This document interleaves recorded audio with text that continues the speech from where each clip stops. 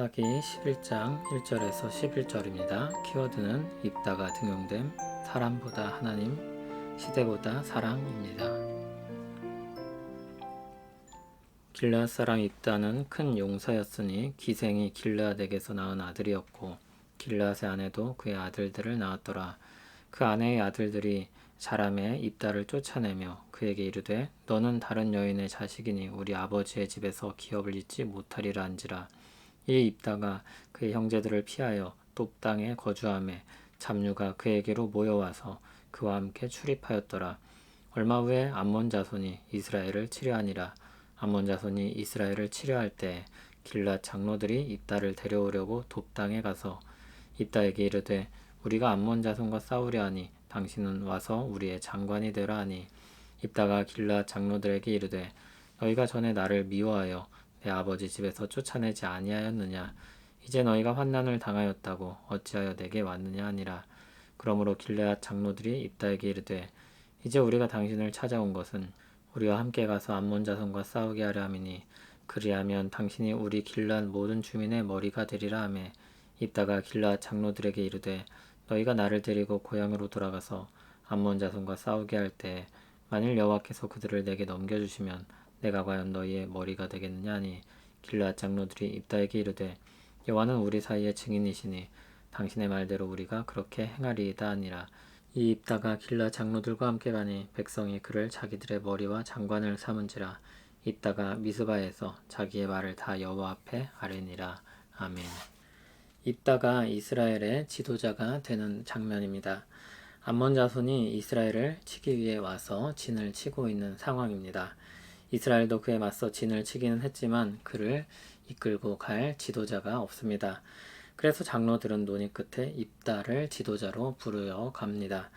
1절을 보면 입다가 큰 용사라고 했습니다. 그가 바로 장로들이 찾는 적임자입니다. 그런데 문제가 있습니다. 그는 길르앗이 기생을 통해 낳은 아들이었습니다. 그리고 이후 길르앗은 아내를 통해서도 아들을 낳았습니다. 그 아들들이 커서 입다를 쫓아내 버린 상태입니다. 입다는 돛 땅으로 쫓겨났고 거기에 정착하여서 잡류와 어울려 지내고 있습니다. 잡류는 자리를 잡지 못하고 밀려난 유랑자들 또는 불량한 사람들을 가리킵니다. 유랑자들이 생존해 가면서 거칠어지기 쉽기 때문에 아마 이 두 모습을 다 가리키지 않는가 생각합니다. 입다는 직면한 위기를 타개하기 위한 사람이었지만 이렇듯 우리가 배경이나 성품으로 볼 때 당시 정서에서 받아들이기 어려웠던 인물임을 확인할 수 있습니다. 그럼에도 어쩔 수 없이 장로들은 입다를 찾아갑니다. 위기는 이미 눈앞에 있고 그것을 해결할 사람이 없었기 때문입니다. 그런데 실제를 보면 입다를 쫓아낼 때 장로들도 어떤 모양으로든지 동참했던 것입니다. 입다가 장로들을 반길 리 없습니다. 장로들과 입다 사이에 신경전이 벌어집니다. 장로들은 입다를 부르면서 우리의 장관이 되라고 했습니다. 지도자로 부르자니 부담스러우니 일단 군대를 지휘할 수 있는 위치로 부른 것입니다. 그러나 입다는 거절합니다. 그가 쫓겨날 때 당했던 수모를 기억하고 있기 때문입니다.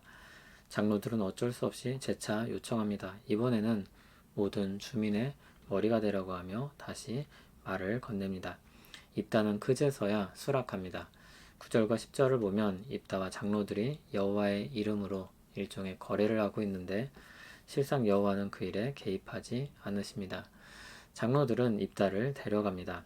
백성들은 입다를 자기들의 머리와 장관으로 삼습니다. 통치권과 군사권을 맡긴 것입니다. 입다는 공식적으로 지도자가 되었습니다. 싸움의 승리를 거두기 전에 이미 그 자리에 오른 것입니다. 11절에는 그가 여호와 앞에 아뢰었다 했는데 일종의 임명 절차를 공식적으로 치렀다고 보면 될 것입니다. 입다는 이해하기 어려운 사람입니다. 그의 믿음이 어떤 것인가에 대해서 사람들마다 다른 해석을 내놓습니다. 어떤 사람은 입다를 믿음의 인물로 설명합니다. 히브리서에서 믿음의 명단에 입다를 포함시키기 때문입니다. 어떤 사람은 입다를 불량배와 같은 부류로 이해합니다. 그에 대한 설명들이 그렇게 보이기 때문입니다. 그러나 넓게 볼 때 공통점이 있는데 기생의 아들이고 중심에서 밀려났던 그를 통해서 하나님이 이스라엘을 구원하신다는 것입니다. 그 부분을 놓쳐서는 안 될 것입니다. 개인적으로는 입다는 악한 세대에 태어난 그 시대의 사람들과 같지 않았는가 생각됩니다. 그가 믿음의 인물들 사이에 끼어 있지만 믿음의 인물들이 다 영웅이 아니라 하나님께 붙들린 사람이라는 것을 생각하면 입다를 지나치게 높일 필요는 없는 것 같습니다. 왜냐하면 이 믿음의 인물 중에는 기드온도 있고 삼손도 있습니다. 입다는 타락한 이스라엘 속에서 태어나서 살아남기 위해 악바리가 된 인물로서 믿음은 있지만 믿음의 내용은 부실한 사람으로 보입니다. 곧 입다에게서 그런 모습을 보게 될 것입니다. 하나님의 주권은 한계가 없습니다. 때로는 이방 왕을 들어 쓰시기도 합니다. 악한 사람을 내버려 두심으로 하나님의 역사를 위해 사용하시기도 합니다. 믿음의 사람이라고 하기엔 많이 부족한 입다도 그런 사람 중에 하나입니다. 성경에서 그 누구도 신격화하지 않기 때문에 그를 믿음의 사람의 반열에 올린다고 해도 문제될 것이 없을 것입니다. 사람에 대한 판단과 처분은 하나님이 하실 것입니다. 우리는 사람보다 하나님을 주목해서 보아야 합니다.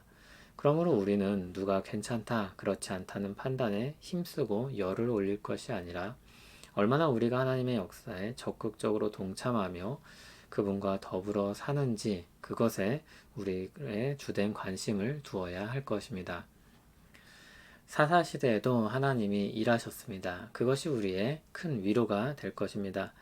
조금 희망적으로 보이던 사람도 또 그런 일들도 막상 포장을 뜯고 보면 그저 그런 사람이고 불완전한 세상의 한 일이라는 것을 경험합니다. 그런 가운데도 이 세상을 보존하시며 주님의 피조물들을 아끼신다는 사실을 우리가 보아야 할 것입니다. 또 그런 중에도 이 땅의 주의 백성들을 보살핀다는 사실을 보고 감사해야 할 것입니다. 신자들은 사사시대가 도래한다고 해도 냉소주의로 떨어지지 않을 것입니다. 자포자기하지도 않을 것입니다. 다른 사람들을 욕하느라 세월을 허비하지도 않을 것입니다. 지금도 일하시는 하나님을 발견할 것입니다. 그분과 더불어 일하기를 바라고 열심을 내려 할 것입니다. 우리가 그분께 속해 있음에 감사할 것입니다. 우리를 그리스도의 사랑에서 끊을 수 있는 것은 그 무엇도 없습니다. 많은 드라마에서 사랑으로 모든 역경을 다 뛰어넘고 결국 그 사랑이 꽃피고 열매 맺는 그림들을 그립니다. 우리는 그런 이야기에 공감하곤 합니다. 그리고 그런 것들을 바라곤 합니다. 주님의 사랑은 그 어떤 역경도 뛰어넘을 만큼 강합니다. 아가서에 말씀하듯 사랑이 죽음같이 강하다고 하였는데 주님의 사랑은 그 무엇보다도 강합니다. 그 사랑에 속한 사람으로서 우리는 그 어떤 시대든지 살아갈 수 있습니다. 주님의 사랑의 역사가 우리를 이끄실 것을 믿습니다. 하나님의 말씀은 우리에게 하나님을 더 주목해서 보게 합니다. 하나님의 사랑의 역사를 바라보게 합니다. 우리와 같은 사람을 구원하신 사랑의 역사, 그 어떤 시대도 멈추지 않은 은혜의 역사를 보고 감사하고 붙잡고 살게 하십니다. 주 안에서 주를 향해 살게 하옵소서. 예수님 이름으로 기도합니다. 아멘.